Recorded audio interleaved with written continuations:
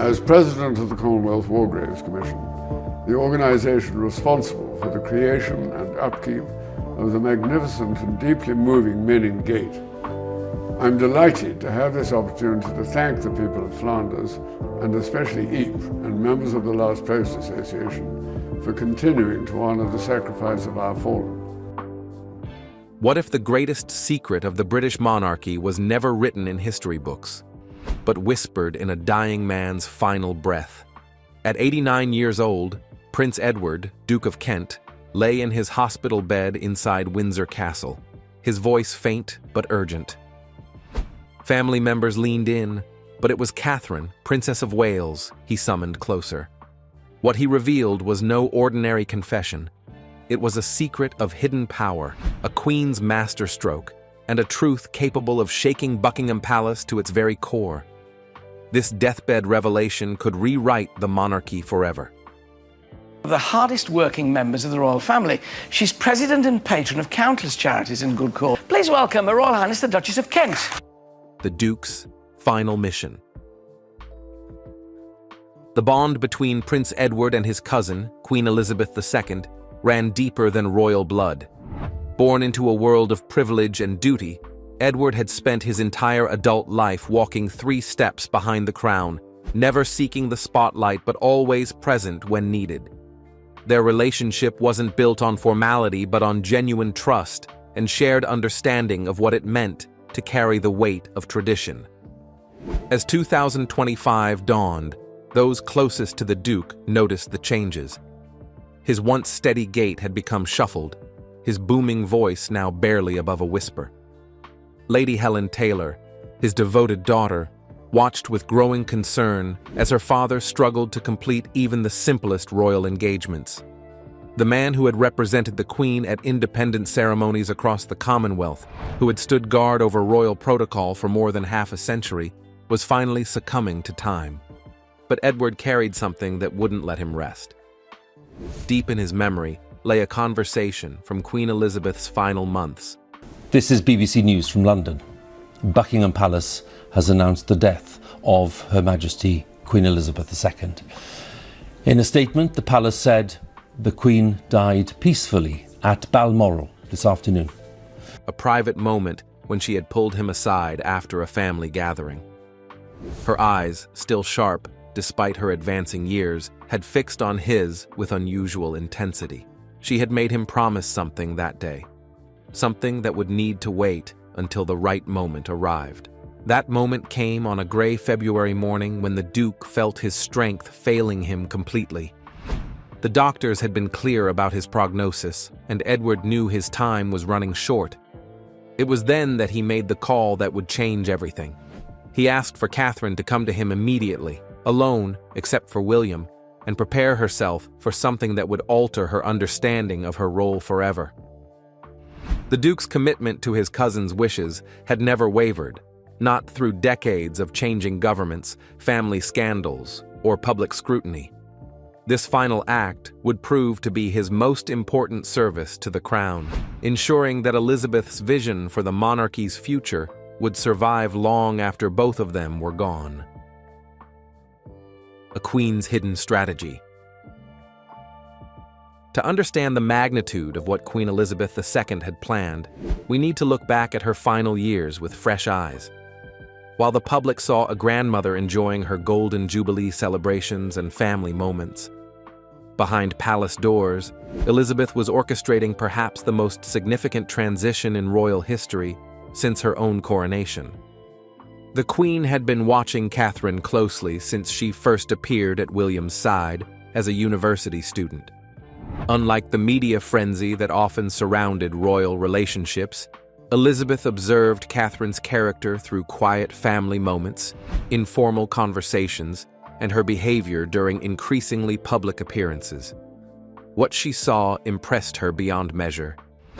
Catherine possessed something rare in the royal world: the ability to remain genuine under extreme pressure.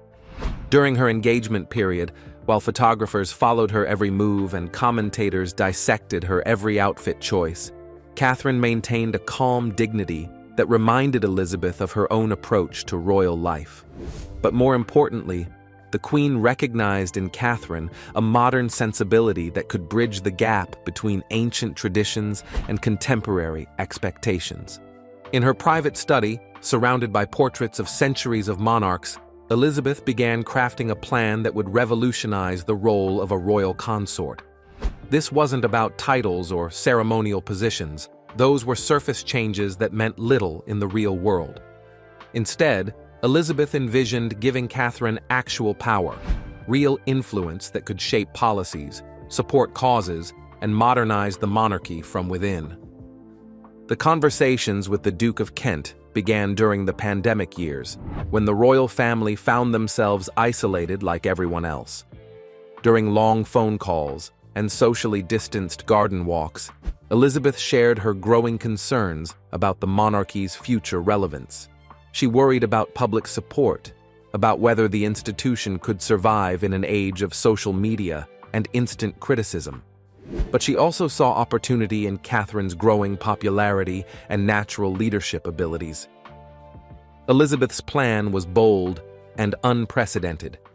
She would grant Catherine authority that no Princess of Wales had ever possessed, powers that would normally take decades to earn through gradual promotion within royal ranks. The Duke of Kent, sworn to secrecy, became the keeper of these revolutionary instructions, waiting for the moment when they would be needed most. The bedside confession. The scene that unfolded in the Duke's private chambers reads like something from a historical drama, yet every word was witnessed by those present. Catherine arrived at Windsor Castle on a crisp morning in late February, her face showing the strain of recent months filled with health concerns and family pressures. She had no idea what awaited her in that quiet room where Prince Edward lay propped against silk pillows, his eyes still bright with purpose despite his weakened condition. William stood behind his wife as she approached the bedside, his protective instincts heightened by the obvious gravity of the moment. The Duke's voice, though weak, carried the authority of someone who had spent decades delivering important messages on behalf of the crown. He began by reminiscing about his cousin Elizabeth, painting a picture of her final years that the public had never seen.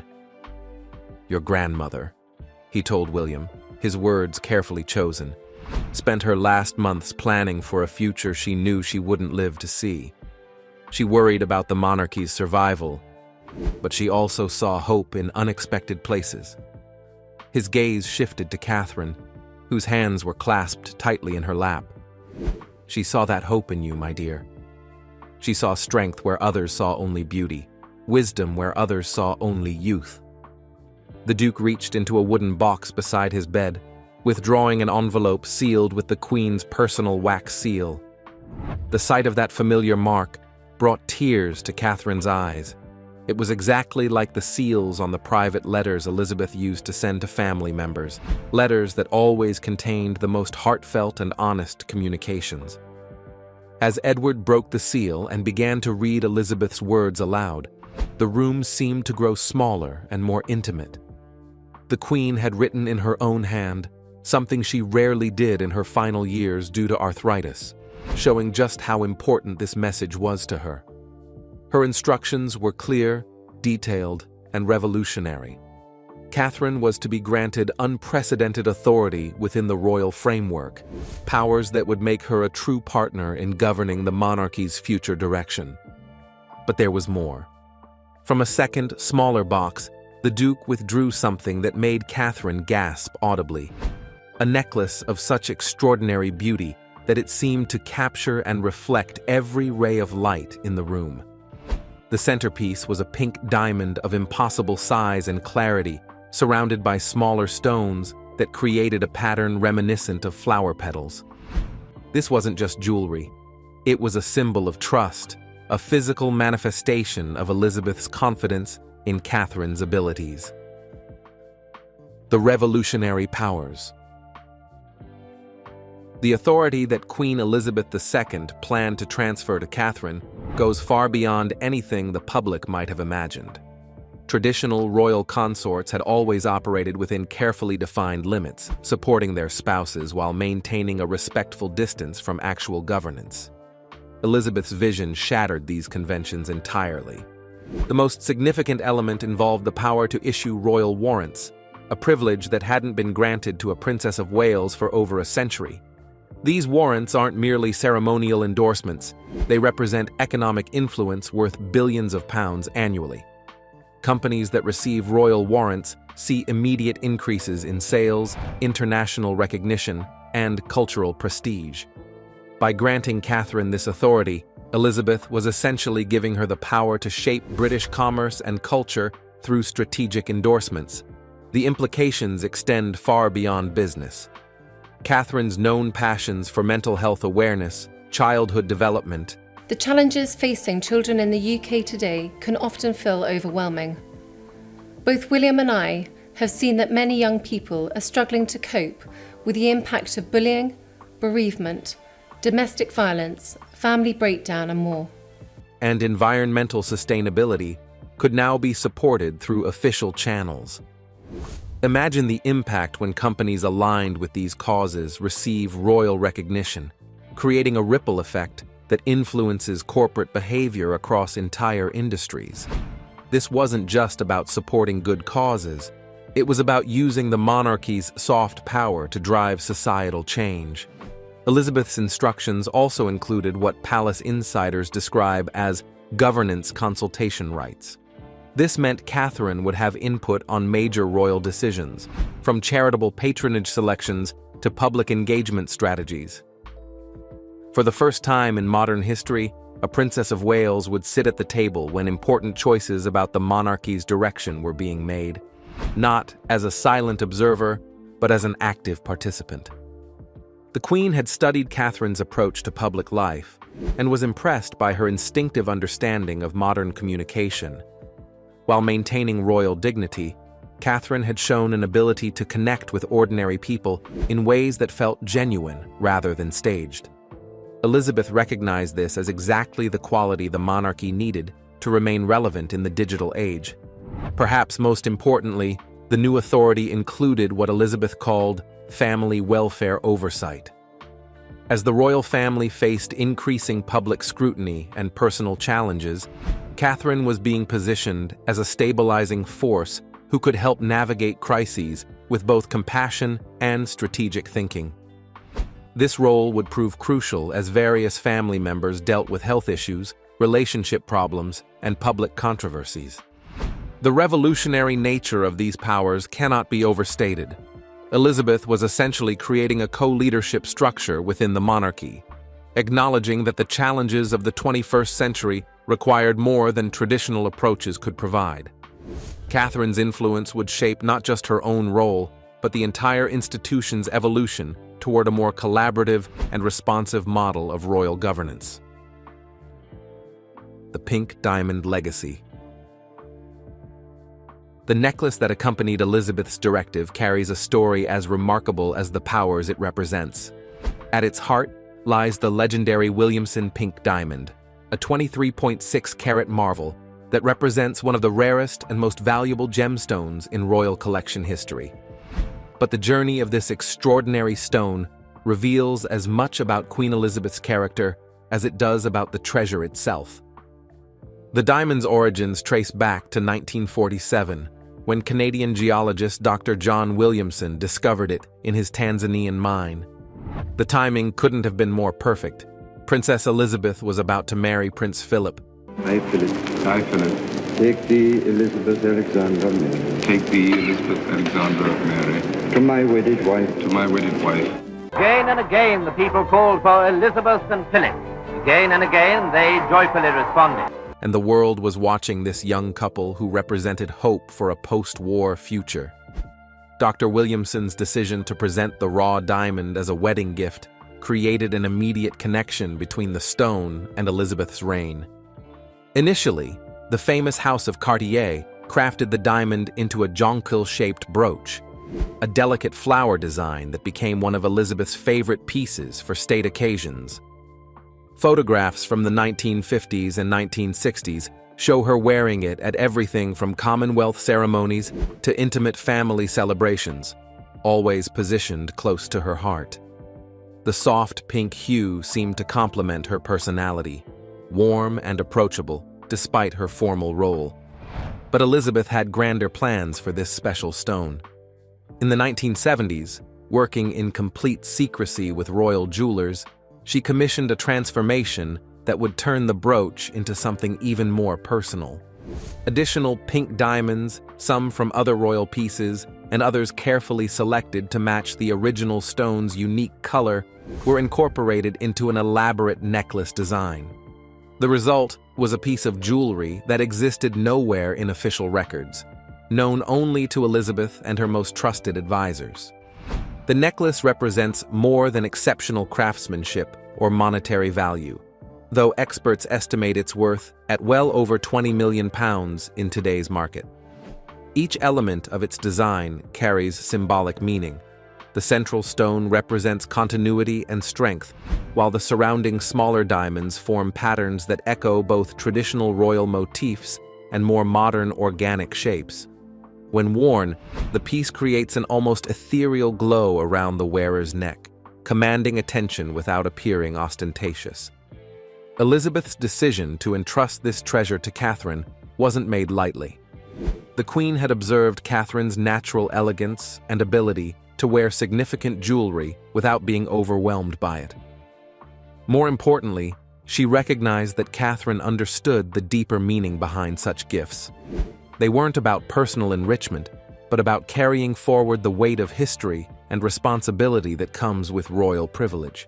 The moment when the Duke of Kent presented the necklace marked a transfer of more than just precious stones. It represented Elizabeth's confidence that Catherine possessed the wisdom, strength, and grace necessary to guide the monarchy through whatever challenges lay ahead. When Catherine eventually wears this piece at state functions, it will serve as a visible reminder of the extraordinary trust placed in her hands. The family's response. The revelation of Queen Elizabeth's secret directive sent emotional shockwaves through every level of the royal family, creating reactions that ranged from tears of joy to quiet contemplation about what this meant for everyone's future roles. The intimate setting of the Duke of Kent's bedside confession made the moment even more powerful, as family members processed not just the information itself, but the deeply personal way it was being shared. William's response was perhaps the most touching to witness.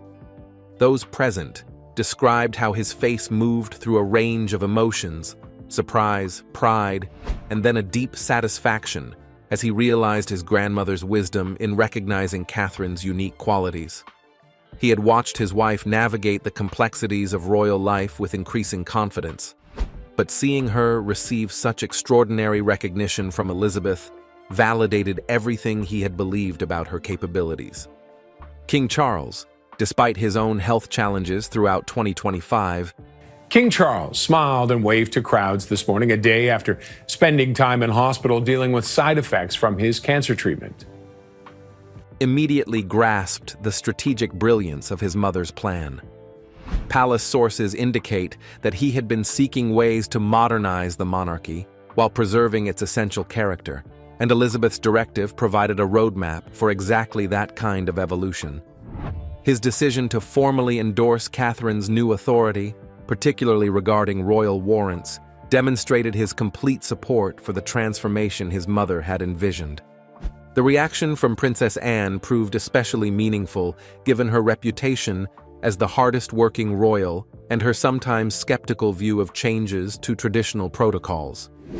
However, Anne's response to Catherine's elevation was overwhelmingly positive.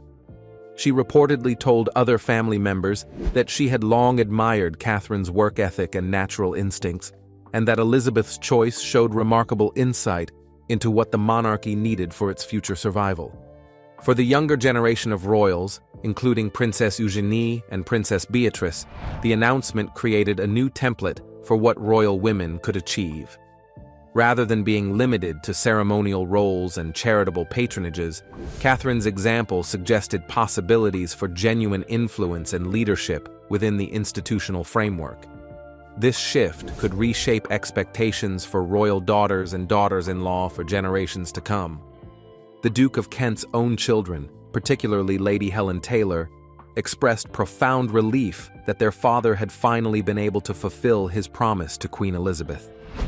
They had watched him carry this secret for years, seeing how the weight of such important knowledge affected him even as his health declined.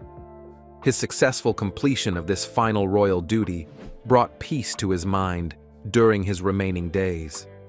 Perhaps most significantly, the revelation strengthened family bonds at a time when external pressures might have created division. Rather than causing jealousy or resentment, Catherine's elevation seemed to unite the family around a shared understanding of their collective responsibility. The private nature of Elizabeth's directive, revealed through such an intimate family moment, emphasized that this wasn't about public recognition or personal glory, but about ensuring the monarchy's continued relevance and effectiveness in serving the British people. A new era dawns. Queen Elizabeth II's secret directive is proving to be far more than a footnote in history. It may become the defining legacy of her reign.